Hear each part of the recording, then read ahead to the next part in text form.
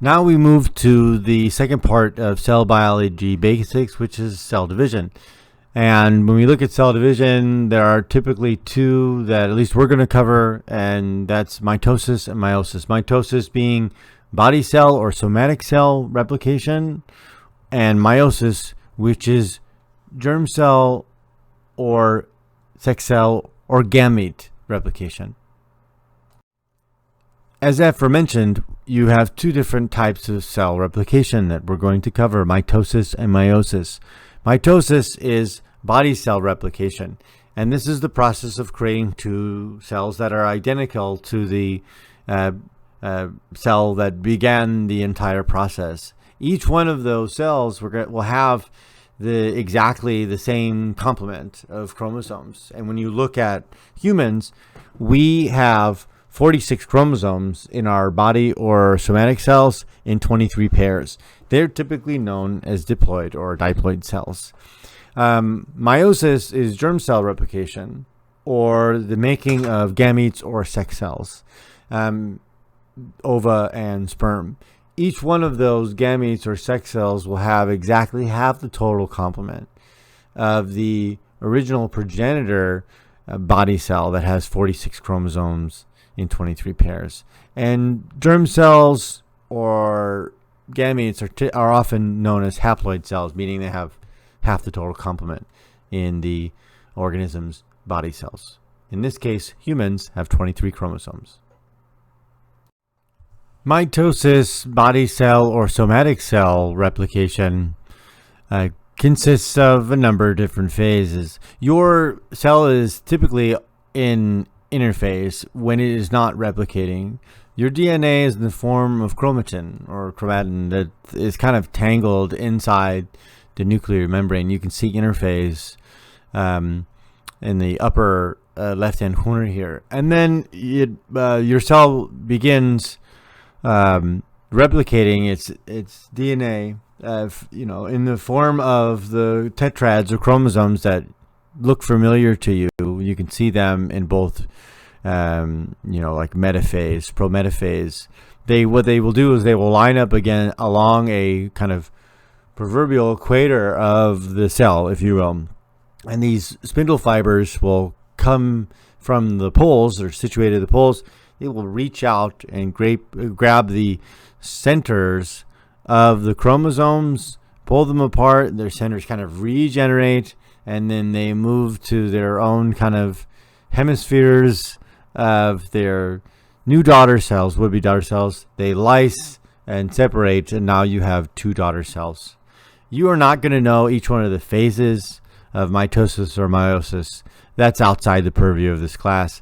I'm going to go through each one of these phases for you so that you can kind of understand it by what you know. And of course, we're going to have a whole lab that goes through this step by step. However, before we start talking about cell division and the phases and how it works, I need to talk to you about the composition of chromosomes. So a single chromosome here in the upper left corner is one that contains a centromere in the middle. There are other types like telomeres, other type of meres that are around the chromosome, so to speak. We'll only talk about the centromere. And then a single chromosome, and homologous chromosomes just below it, they'll have two chromatids per centromere as long as DNA hasn't been replicated. You can look to the other chromosomes to the right. They have DNA replicated. They actually have too much DNA, twice as much DNA that has been replicated, and those are just about to be ready for the end phase of cell replication, where they lyse and become their own independent cells. So a single chromosome has a small arm and a short arm and a long arm. You can see the short arm is on the top and the long arm is on the bottom, chromatids. So you have two chromatids per chromosome, and each chromosome has a centromere. The number of chromosomes is dictated by the number of centromeres. With with all these variables like N and C, as well as numbers, this will become familiar as we kind of talk about in the lab, but I'll try to explain it a little bit to you right now. I'm showing you a pictographic representation, the smallest denominator that I can show you that would be in a single cell in each one of these phases. So a single chromosome here would be one that you would find in a gamete or a sex cell. Of course, you would have 23 of them.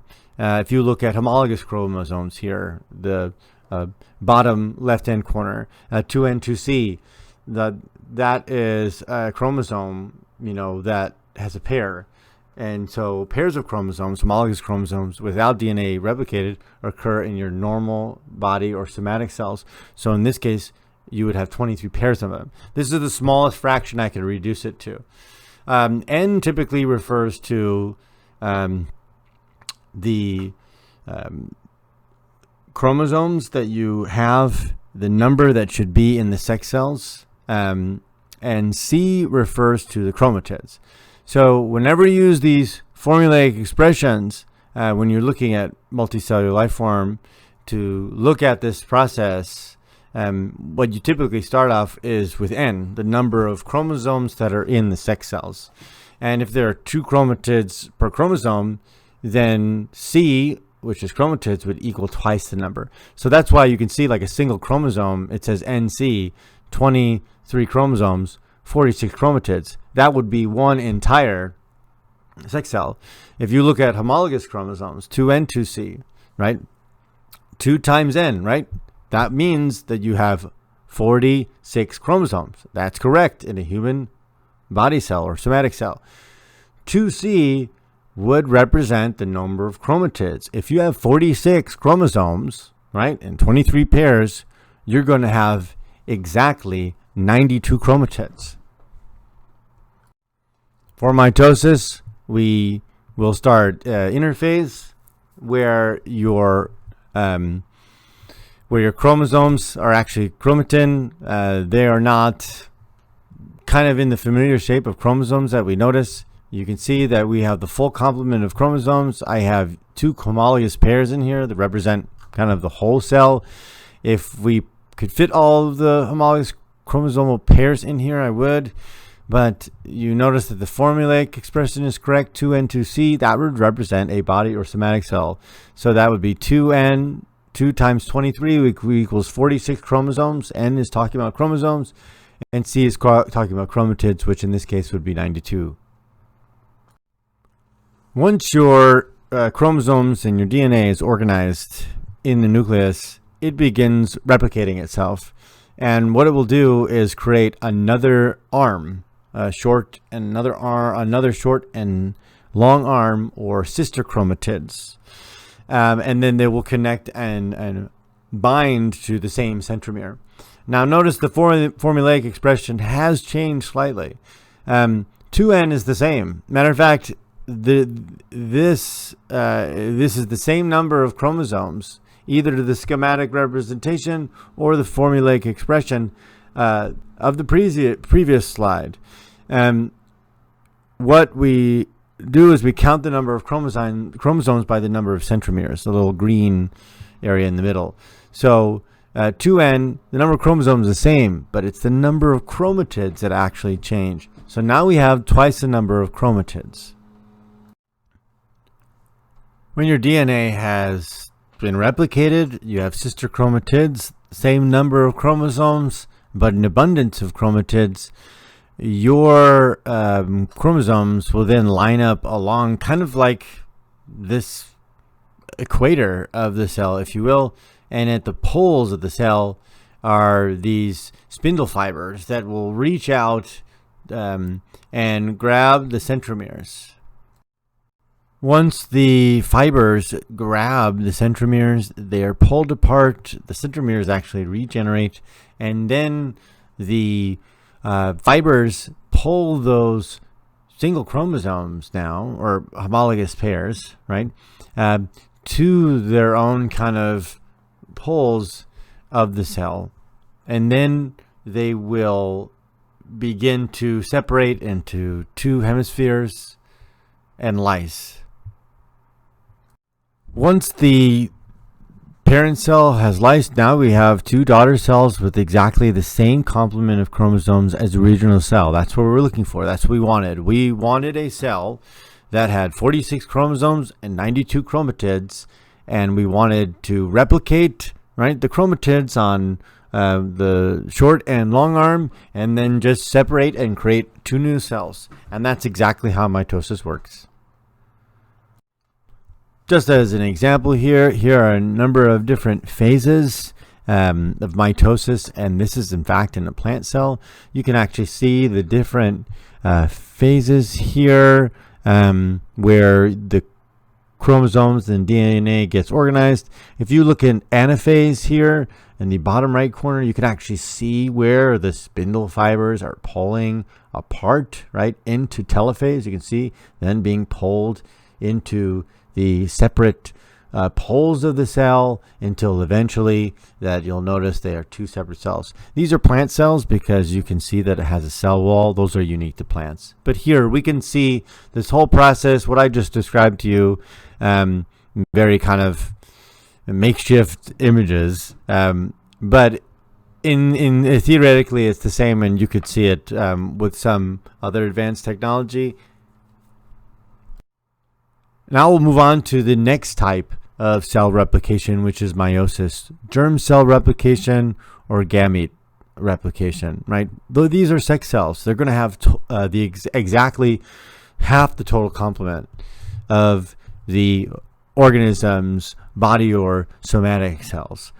So it's a more involved process. There's unique things that occur as well as a second phase of division, because we need to go from 46 chromosomes and 92 chromatids in a body cell or progenitor body cell into a cell that only has 23 chromosomes and 46 chromatids. It sounds simple, but it's actually a lot more complex.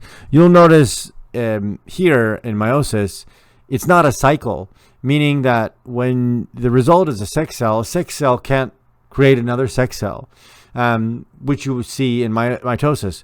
A body cell can create another body cell, and that body cell, right, they can replicate. That body cell can make another copy of itself. So that's a continual cycle, and body cells are actually producing, replicating themselves, millions, hundreds of millions of times a day. And mitosis is not a cycle. There's an end result that is sex cells, and they cannot actually replicate themselves. You'll notice also in interphase S, the familiar picture of chromosomes, the tetrads that have formed. In prophase, you have crossing over or recombination. This is really neat. This only happens in meiosis. And in meiosis, what will happen is some of your homologous chromosomes will swap information. We don't know why it happens. Sometimes they'll go to another chromosomal pair and swap information, exchanging their DNA. And we know now, because of crossing over, that you are not an exact copy of your mother and father. You are a jumbled copy, because you have this crossing over, the making of sex cells, which cause eventually fertilization to make you. You'll notice that, again, as you go along in meiosis, that you're going to have a second round of division because you will have the right number of chromosomes early on, but you'll have, again, an abundance of chromatids requiring another phase of division. And the end result, at least in spermatogenesis, the making of sperm, you will end with 4 sperm cells. Oogenesis, the creation of ova, typically results in 1 egg, at least in we know in humans. The other cells kind of form polar bodies. They donate their cytoplasm as nutrients to kind of nurture the egg. Now I'll go through each one of these phases of meiosis. Again, you don't need to know them. You've seen them on the previous slide and chart. It is not a cycle, and it requires another phase of division. So it's very similar to meiosis in the first stage, of course. So here we have a progenitor body cell, 2N2C, has the right number of chromosomes, the right number of TIDs for a complete bodied or somatic cell. In interphase here, you will have the replication of the sister chromatids. So now we have the right number of chromosomes for a body cell, but we have an abundance of chromatids. During the replication phase, shortly thereafter in prophase 1, you have crossing over recombination, which I've kind of tried to show here with the swapping of the different colors. That's how you're not an exact copy of your half your mother and half your father. You are a jumbled copy because crossing over recombination occurred in the making of the sex cells, would eventually fertilize to make you. And what this does, crossing over recombination, is it creates this buffer in life to prevent things like inbreeding. Inbreeding is where you have individuals with very similar DNA. They mate and then they produce offspring that might have these huge mutation blocks that build up, and that usually causes genetic disorders. So think about it. In life, we have, in the making of our sex cells, with crossing over recombination, a way to create new variation as well as probably prevent things like inbreeding. Now we have the phase where the chromosomes will line up along the proverbial equator of the cell. The spindle fibers will pull them to their polar opposites, and then the cell will lyse and you will have two new cells. Now that the cell has lysed and separated into two cells, we have two cells here that are identical. They have in this case 23 chromosomes and 92 chromatids. So here we have twice as many chromatids than we need for a functioning sex cell or gamete. So this is where you will need to go through another round of division. The chromosomes have now lined up along the proverbial equator. The spindle fibers are beginning to pull the centromeres apart. The centromeres have been broken away by the spindle fibers, and they are dragging them to the their own hemispheres of the cell. And eventually they have lysed. And now we have, at least if we're simulating spermatogenesis here, 4 cells, functioning cells, with the proper complement of both chromosomes, which are 23, and chromatids, which are 46.